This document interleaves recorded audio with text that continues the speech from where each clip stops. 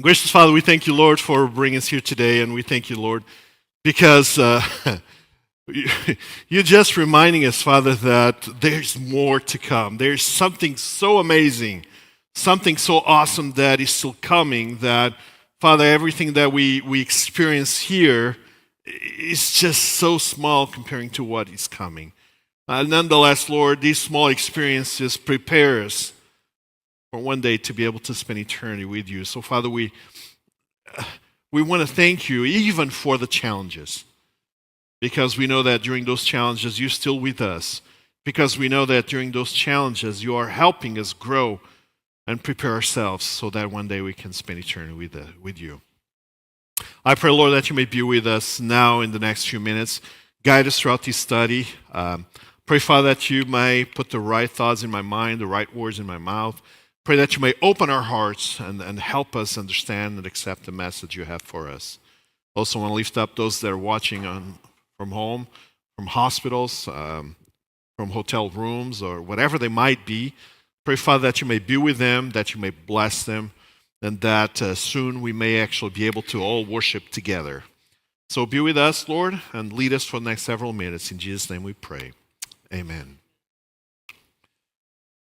All right, so we continue our journey through the book of Judges.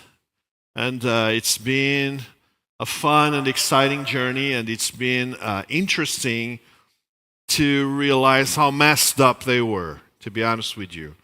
And if they were so messed up and still God heard their prayers, then there's hope for us. Then there is hope for us. Last week, we were introduced to a gentleman named Gideon. And we were introduced to him from the perspective that God called him, but he is afraid. He is hiding, just like the rest of the nation. He's doubting, he's distrusting. He cannot imagine or picture himself as being a leader and a deliverer. And so we talked that fear told Gideon to hide in the winepress, but God called him out of it. See, God is not looking for ready people. God is not looking for people that are ready, equipped, and prepared. God is looking for people that accept the call. That's a big difference. And Gideon was not ready, was not prepared. Gideon struggled even with the call. But in the end, he accepted that call. And so, if I were to ask you what comes to mind when you think about Gideon, there's probably two major events that come to your mind. The first one, what would it be? Maybe the most famous, the battle, the 300, right? Going to war with only 300. The other one would probably be Gideon's humanity coming out, asking God for a sign, the fleece, right? Today, we're going to skip all of that. And we're going to go straight to the end of his life. Because Gideon is going to introduce us to a new perspective in the book of Judges that maybe we missed. So far, the people have been oppressed by nations that surround them. But now, with Gideon's victory, something changes. And so we're going to look at what happens after the victory. And so that's the title for today's message. After the victory. What happens to the nation after that victory? And I'm going to start by showing you these two pictures. It would be nice, right? To one day, to be notified, you just won the lottery. Obviously, we're all humble people.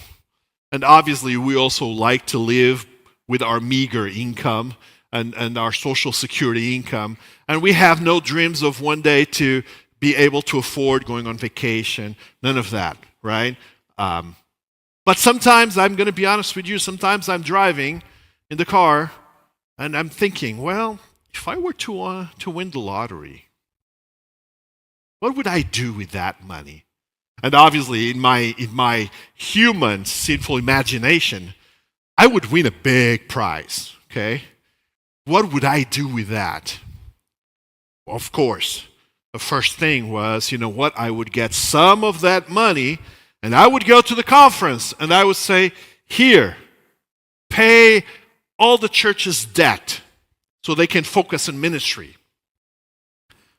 And then, well, you know, there's family, right? My family, and there's the extended family.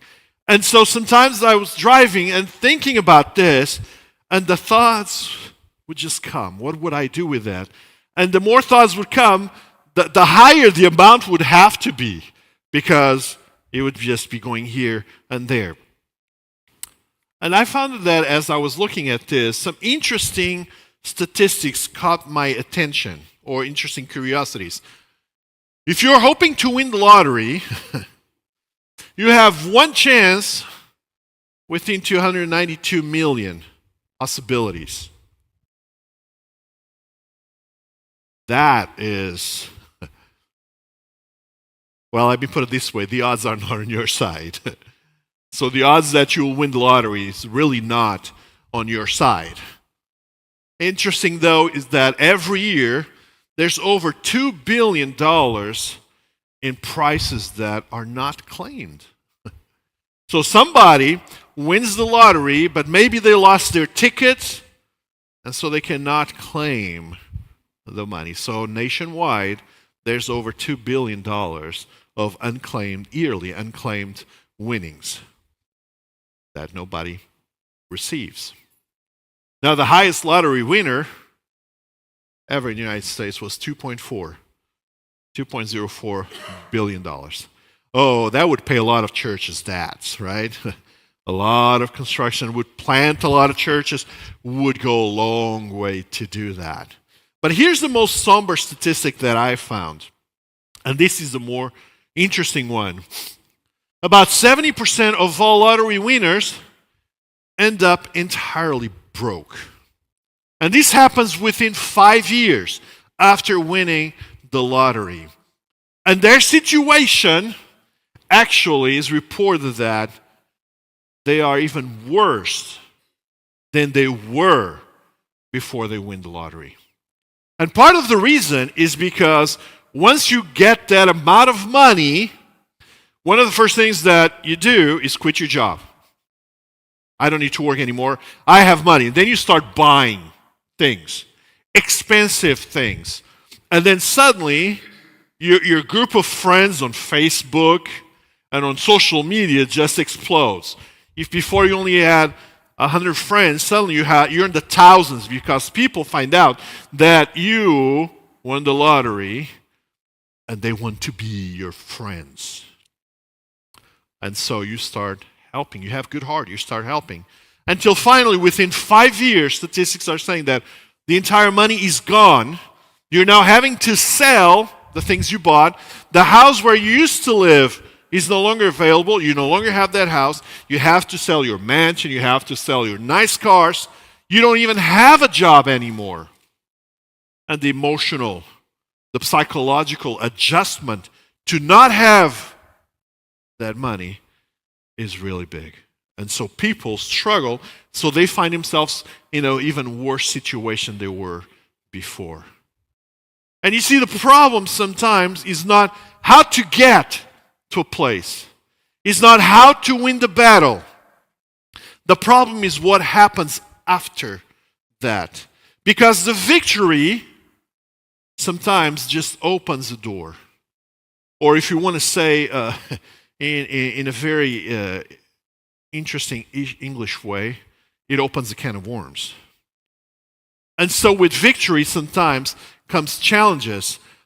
Success can change a person, but even more dangerously, it can reveal the parts of the heart that were never fully surrendered to God. And today, we're going to look a little bit about this. So last week, we looked at chapter 6 in the book of Judges. We're going to skip chapter 7, and we're going to start looking from chapter 8. Now, interesting that, and again, we're going to pick up this story after Gideon defeats the Midianites. And the battle that initially happens was the battle to defeat the nation. But Gideon takes a step further because in this war between him and the Israelites and the Midianites, somehow Gideon finds out that those kings, the Midianite kings actually, were the ones that killed Gideon's brothers. And so Gideon manages to imprison those kings, and now he has to make a decision. But he's no longer neutral. He's no longer just thinking about delivering the Israelites. He actually says, I would let you go, but because you killed my brothers, I'm going to kill you. And so these are dark chapters. These are dark chapters. And chapter 9, which we're going to talk a little bit in a few minutes, is even worse. All right? But Gideon kills the kings as a punishment for killing his brothers. And now the nation is free. It seems like it's a good thing. The nation is finally free and finally able to move forward. Now, today's events happen somewhere around here in Shechem. This is where today's events are going to happen. So the people now are free to move forward, and it comes to a point where they approach Gideon and they say, rule over us. In other words, we want you to be our king. But not just you. You and your son and your grandson. That is a reasonable request, I might say. I mean, Gideon had just achieved the impossible. He delivered the nation from the Midianites. They have been surrounded by these foreign nations where they see how politics take place there. They see their governmental structure and how everything is based on just one person, the king. And so that's what they're used to. And so they approach Gideon and they say, you know what? This thing about not having a king, not having an authority, is really not working for us. We're willing to relinquish, quote unquote, our freedom to a certain extent, and we're willing to support a monarchy because that would be better for us. But you have to be our king. You deserve that, and we would love to have you as our king. Again, it's a normal request. I would say it's, considering the circumstances, it's expected. Here's the interesting detail that I find. Gideon, the man who once needed reassurance from God, was now becoming a man others look to for security and leadership. You see the transformation he went through? While first he's scared, while first he's afraid, now people are actually coming to him to look for security and leadership. And maybe they see in him a spiritual leader as well. And so they have the whole package there. And so again, it makes sense that they make these requests. Gideon seems to be the man for the job, right? But what is interesting, it's not the request, rule over us. What is interesting is Gideon's answer. And Gideon said to them, I will not rule over you. No, I will not rule over you, not me, nor my son, nor my grandson, nor my family. We will not rule over you. The Lord, the Lord is the one that should rule over you. Come on, this is good Gideon, right? That is a perfect answer. From us looking from outside, zooming in on this event, zooming in on what has happened before and how the nation has drifted away from God and come back and drifted away from God. Now you have a man that has experienced a connection to God, a close connection to God. And Gideon stands up to the plate and says that. That shouldn't be me. I will not do this. God should be the king. This is good, right? This is good. But here comes the challenge. Is that sometimes what we say is not followed by what we do. And so Gideon, which to many is a hero, and rightly so, has also a dark side. Gideon has also the last pretty part of his life. And right after he says this, write the next verse. Let me make a request of you. I'm not going to be king, but let me make this request. Give me the hearings from his spoils, and the weight of the golden hearings that he requested was 1,700 shekels of gold, obviously, besides the crescent ornaments and the pendants and the purple garments worn by the kings of Midian, besides the collars that were around the necks of their camels. And Gideon made an ephod of it and put it in his city in Ophrah. So Gideon is saying, you know what, you want me to be king, but I will not be king. God is going to be king, but instead you give me just the hearings. Just the golden hearings that we collected from this war. I'll just keep that. Well, I'll keep also a few other things from that. You know, when we look at 1,700 shekels, it may not mean much to us because we really use a different currency. But 1,700 shekels at the time converted to today's money is just about $2 million. So now that's not just give me $50 so I could take my family out for dinner. This is a substantial amount of money that Gideon is saying, I don't want to be king, but here, pay me back. Give me some of my dues. And when you put the $2 million together with all the other ornaments and collars and all of that, which had also monetary value, we're talking about Gideon amassing a huge fortune, a huge amount of money. And see, the problem is that Gideon gave them the right answer. I will not be king. But then Gideon started behaving like a king. When you look at his life, then you start seeing patterns that show us that he's behaving like a king. Let me show you some of those examples. Okay, before we go there. Gideon was now operating at the level of royal influence and authority. Although Gideon verbally rejected kingship, aspects of his life increasingly reflected royal patterns and influence. So let's see some of these patterns. And again, I had to skip some verses that we're not going to read. But I encourage you to read when you go home, all right?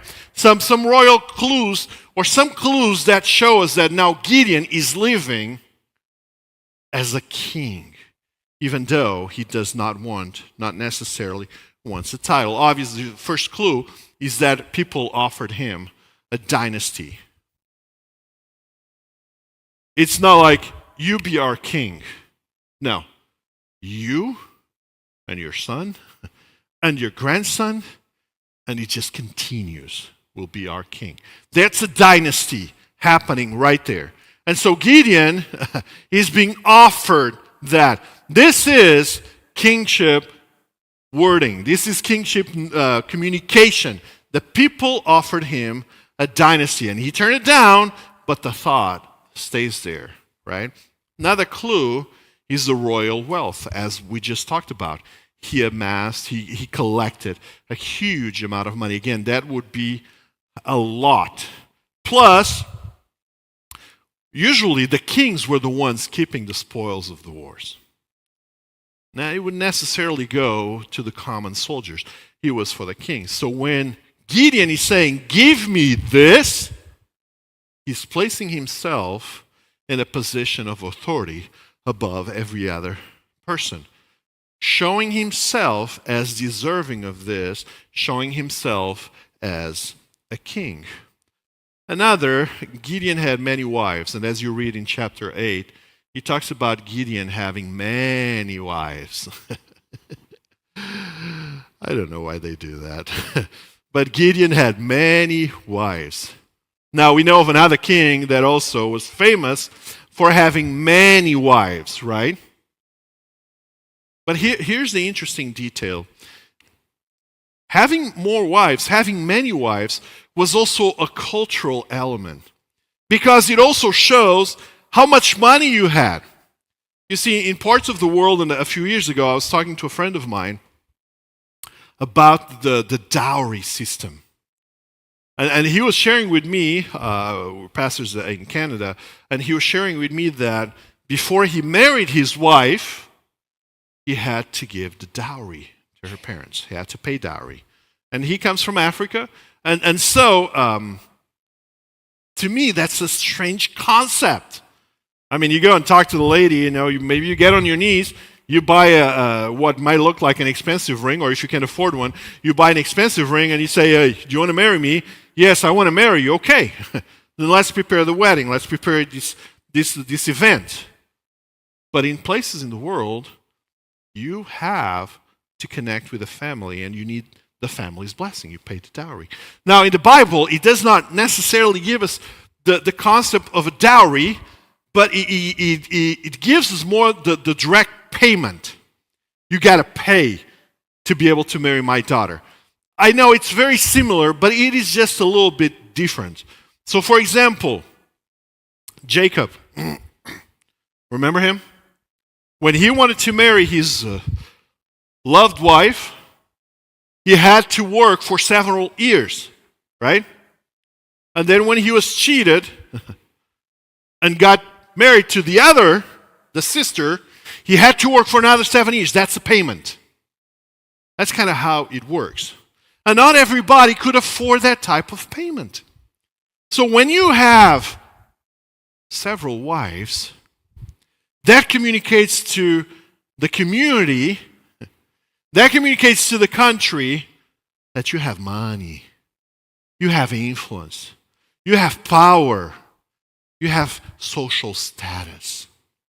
All things that pertain to kings. And so for Gideon, he had many wives because he could afford them. He had a lot of money. But then to add on to that, let's look at here. In Deuteronomy 17, it says, Deuteronomy 17, verses 17 and 17 reads, he must not acquire many horses. These are instructions for kings. He must not acquire many horses. He shall not acquire many wives for himself. He shall not acquire excessive silver and gold. These are instructions for kings. And Gideon is pretty much failing on these instructions, right? But then, the Bible also says that Gideon had 70 sons. Could you imagine naming them all? It's probably easy to just go with numbers. 1, 2, 3, 4, 27, 35. You know what I mean? It's remembering all those names. But he had many wives. And so he had 70 sons. The Bible focuses on sons. It does not say daughters. So you can expect to be even bigger. But it's all prestige. It's all social status. Power and influence. It's him establishing the Gideon's dynasty. You understanding what I'm saying? And so Gideon, without realizing, he's living as if he was the king. And then, to top this off, he has a son named, keyword for today? All right, I have not said that yet, all right? Abimelech. Now I said it. All right? So now Gideon has a son named Abimelech. Do you know what his name means? What Abimelech means? My father is king. Wow. How about that, huh? My father is king. So even though Gideon was a nice guy, slowly some of his actions became actions that built this pattern that his life is being lived as if he was the king. Yes, spiritually, he gave the perfect answer. Only God should be the king. But you know what? I have a big family. You guys asked me to rule over you. You guys gave me all this money that I've asked. I have a lot of wives. I have a lot of sons. So my dynasty is secured. My influence, my power is established. Even my son's name reflects that. I love Gideon, but I'm going to say it. Gideon messed it up. He truly messed it up at the end of his life, right? He's now living as if he was the king. Now look at here. Gideon made an ephod of it and put it in his city in Ophrah. Now I spent a little bit of time thinking about this. First, I had to understand what an ephod is. And I'm hoping I'm saying it correctly in English.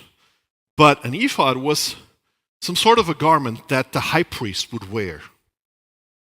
Something specific to the priesthood, to the high priests. And so it says that, the verse that we read before that, with some of the money that he collected, he made an ephod. Now let's think about this. When the Israelites crossed the Jordan River, they were so excited. What did they build on the other side of the river? They built an altar, right? Every tribe brought a stone. They put together, they built an altar. And so the altars were a place of worship, recognizing what God has done for them. But in this particular case, Gideon built an ephod. Now look at what happens after. This is the next verse. And all Israel poured after it there, and it became a snare to Gideon and his family. I'm going to say that Gideon is still spiritually in sync. So when he put together that ephod, he wasn't thinking about distorting the God or pushing God aside. The problem is that sometimes we do things that are perceived in a different way from other people. And even though we have good intentions, other people can distort them completely. And in this particular case, all Israel poured after it there, and it became a snare to Gideon and his family. Gideon's intentions may not have been openly rebellious. The ephod may have begun as a spiritual memorial connected to God's deliverance, but unlike a simple altar of remembrance, the ephod was closely associated with priestly authority and seeking divine guidance. Over time, what may have begun sincerely became an unhealthy spiritual center that drew the people away from proper worship. Remember that there is a place in Israel, while this is happening, there is a place in Israel where they set up a thing called the tabernacle. And in that place called the tabernacle, there's a group of people, a group of men ministering, including one labeled the high priest that carries an ephod. And so now suddenly, someplace else in Ophrah, there's somebody else that put together another ephod. And this is going to cause some spiritual confusion. Wait a second. Then I don't need to go there anymore? Then I can stay here? But I thought God told us to come here to the tabernacle, not over there. You see, the tabernacle was pointing out to God. The whole system, the rituals, everything that was included in tabernacle was pointing out to God. Here, what Gideon is saying is that, look at me. I have a lot of wives. I have a lot of money. I have a lot of children, a lot of sons that will maintain this dynasty. You ask me to be the king, I can take it a step further and be also the spiritual leader. So Gideon truly messed up. He truly messed up. You see how after the battle, things start to fall apart. Chaos becomes more and more visible, recurring. And here the challenge that we read is not because people from the outside is coming. The chaos here is starting to come from within. From within.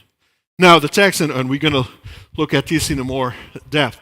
As soon as Gideon, this is pretty much the end of Gideon's life. As soon as Gideon died, the people of Israel turned again and whored after the Baals and Baal. You see that? We want you to be king. Oh, I can even be your spiritual leader. The moment he's gone, the moment he's dead, the people turned away from him. And look at how they end. They did not show steadfast love to the family of Jerubbaal. Now, chapter 6, 7, 8, and even 9 a little bit, they play with this word, Gideon and Jerubbaal. It's the same person, all right? So when you read, Jerubbaal is referring to Gideon, okay? That idea, they did not show steadfast love to the family. This is the same concept when you read God's steadfast love towards us.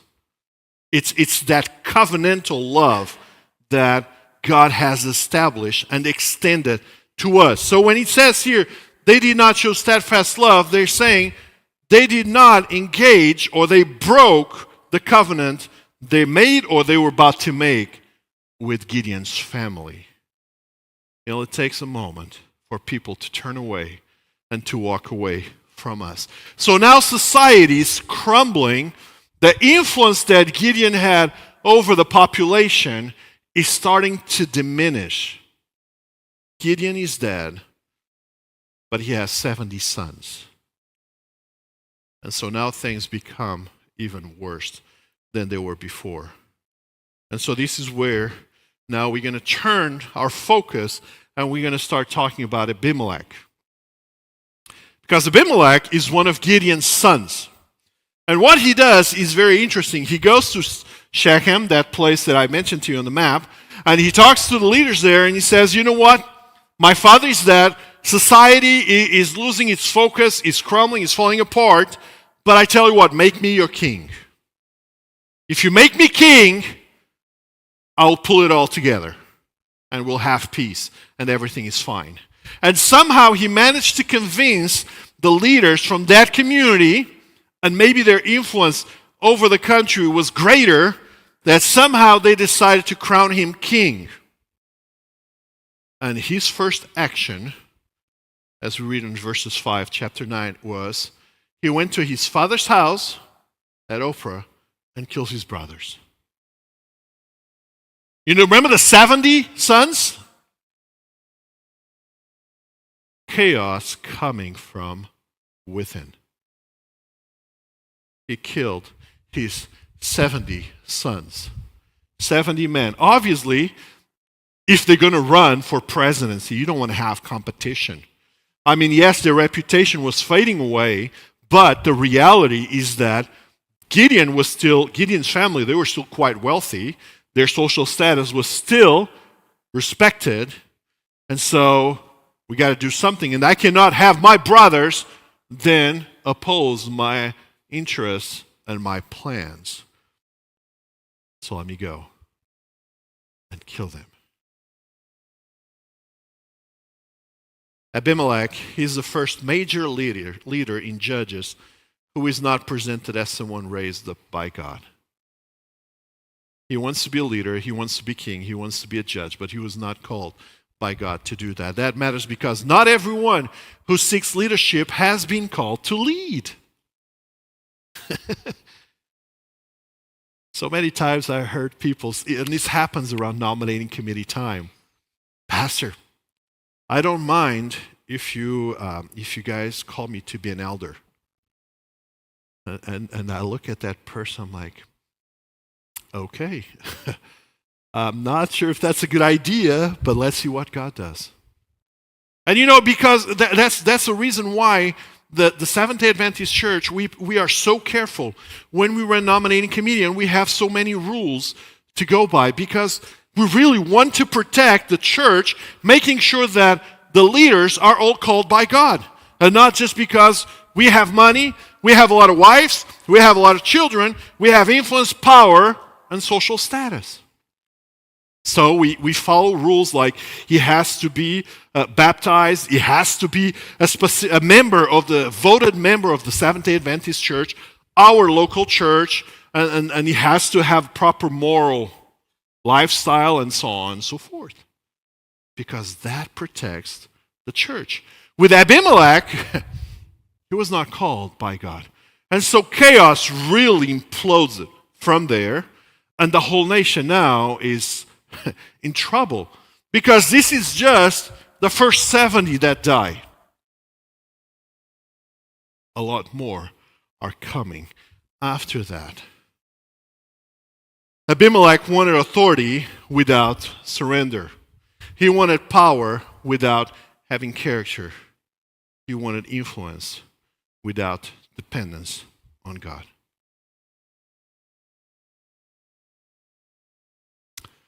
This gives us something to think about. Now, I'm just going to leave it like that. Not going to go deep in that. But you see that there's Abimelech versus Jotham, the side. Because when Abimelech killed his brothers, actually, one of them survived. There was one that hid himself and he was not killed. His name is Jotham. And so, he was a good guy. He was also son of Gideon. We don't know which wife, but he was Abimelech's brother, and he managed to survive. And so, let's see here. Jotham is the only surviving brother, steps forward as a prophetic voice against Abimelech's violent rise to power. So the text in chapter 90 continues, and now we see Jotham approaching the leaders in Shechem, and now he tells them a parable. Parables are stories that have a very specific purpose, a very specific intent to let the people think about what is happening without necessarily telling them about what is happening. Same thing happened with David and the prophet Nathan, right? Remember that. And so Jotham goes and he tells them stories about trees. And he focused mostly on 4 different trees. And so basically the story goes like this. The parable goes like this. The trees of the field came together, and they approached the olive tree. And they said to the olive tree, "We want you to be our king. Rule over us." And you know what the olive tree said? "Shall I leave my abundance? Shall I now change my focus from what I need to do to rule over you?" Now, when we think about an olive tree, we have to remember that it was one of the most valuable trees in Israel. A lot of stories happen under olive trees. They were somewhat big, provided shade, provided olives, right? They were often associated with oil, light, worship, healing, prosperity, blessings. They were fruitful and useful. Now, keep in mind the progression. The olive tree declined. "Shall I leave my abundance?" And so the trees, as said in the parable, now turn to the fig tree. And they approached the fig tree and said, "Rule over us. We want you to be our king." And the fig tree says, "Shall I leave my sweetness and good fruit? Shall I stop doing what I should be doing to rule over you?" Well, when we think about the fig tree, still has a high value. It's still a valuable tree, not as big as the olive tree, but it still holds quite a good amount of value. It's still associated with nourishment, sweetness, peace, stability. In Portugal, we produce olive trees and we have fig trees, and it's awesome to just grab a fig and just eat them. They taste so good.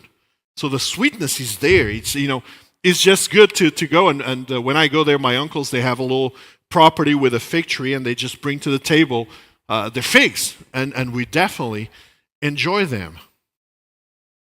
But the fig tree already has a meaningful purpose. And he's not willing to relinquish what the fig tree was created for, now to rule over the other trees. And so, as per in the parable, and I'm embellishing a little bit more, there's only a few verses in the Bible, but as per the parable, the other trees now go and talk to the vine. And they have the same question. They have the same request. Rule over us. Now, do you see the progression there? Which is actually a downward progression from the big olive tree to the smaller fig tree. Now they're down to the vine. And so they go to the vine and they said, rule over us. And the vine says, shall I leave my wine that cheers God and man? I also have a purpose. I have a goal. I have a job.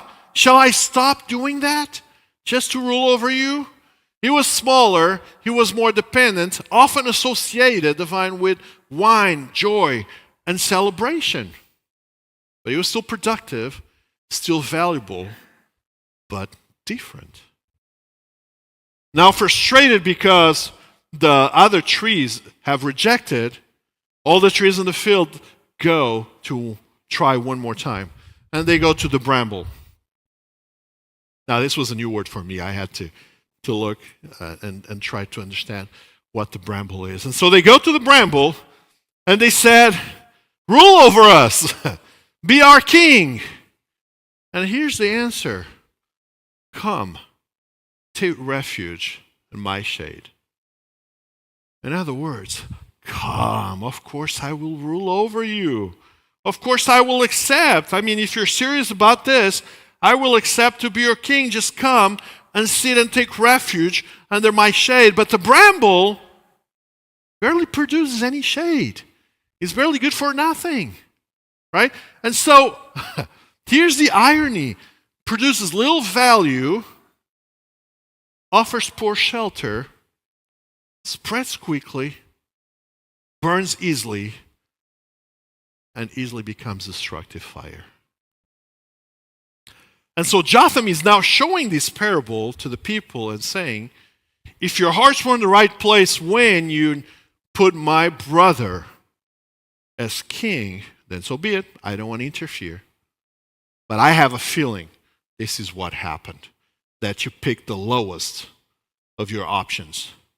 And because you picked the lowest of your options, then he says, your end is not going to be that pretty. And so chapter 9 continues showing us how Abimelech then ends up being killed and destroyed, and how things got really ugly. Now through the parable, Jotham exposes the difference between fruitful leadership that serves others and destructive leadership driven by ambition and self-exaltation. The parable reveals that Israel's greatest danger was no longer only enemies from outside, but corrupted leadership rising from within. And so this is where the chapter or the book of Judges shifts its focus, because so far as we have seen before, it has always been the nations from the outside that they were supposed to destroy, did not destroy, and all the nations now were influencing the Israelites. But now the danger was coming from within, within themselves. Abimelech was destroyed, had a sad, sad ending. We don't know much about Jotham. We don't hear anything more about him pretty much after this event. So then we turn to Judges 10. Now, Judges 10 moves on the story, moves forward. Abimelech is dead. Gideon's family are done. And the people goes back to do what they are good at doing. When there's peace, they walked away from God. And so, again, a couple of judges are brought up, minor judges are brought up, and they deliver the people. And then in verses 13, we says, yes, you have forsaken me and served other gods. Therefore, I will save you no more. Remember that cycle we talked about? I mean, I'm going to tell you, I don't know how God was patient enough to endure all of this, to go through all of this. But it comes to a point where enough is enough. And so God is saying, you have forsaken me. This is not God's doing. This is the people stepping away from God. It's the people saying, you know what, we don't want anything to do with you. We're going to walk away from you. And so because you walked away from me, because you have forsaken me, I'm done. I'm just not going to save you anymore. That's the human way of seeing things. That's the human way of behaving. But even though God says this, the nation used this not as a definite threat or a definite decision, but more as a wake-up call. More as a wake-up call. And so, just a few verses later, verse 16, we read, and God's soul, could no longer endure the misery of Israel. Wow. What a change. Guys, you stepped away from me. I'm not going to save you anymore. But then the people has a wake-up call. They have a come to Jesus moment. And God says, okay, I'm going to cry with you. I can no longer see you suffering like this. Some other versions talks about God grieving for their situation. Chapter 10 ends introducing chapter 11, which we're going to talk about next week. But here's something I want to point out. Before we go, human leadership repeatedly failed, but God's compassion continued pursuing his people. Here's what I want to just bring it up, kind of bring it to an end. You know, it's very interesting. Abimelech on one end and Jesus on the other end, and how different they live their lives, how different they are from each other.